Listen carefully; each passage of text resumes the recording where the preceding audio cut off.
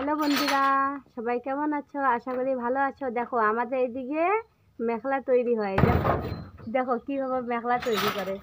এই দেখো, এগুলো হাতে তৈরি হয়। এগুলো মেখলার অনেক দাম। দেখো কীভাবে, এই দেখো, দেখতে পাচ্ছ?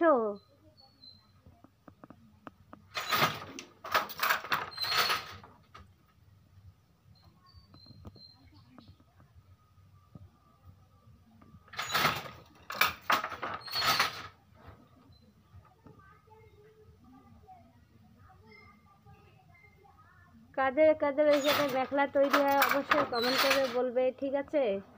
খুব সুন্দর লাগে। দেখো ডিজাইনটাও খুব সুন্দর।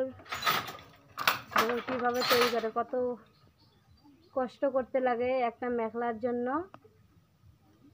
অনেক কষ্ট করতে হয়। দেখো কিভাবে ডিজাইন তৈরি করে।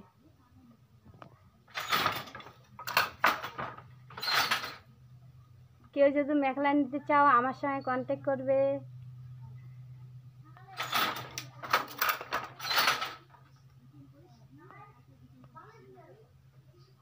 ঠিক আছে বন্ধুরা, বাই বাই। ভিডিওটা কেমন লাগলো অবশ্যই কমেন্ট করে বলবে, আর মেখলার ডিজাইনটা কীরকম লাগলো অবশ্যই কমেন্টে জানাবে। Bye bye all friend.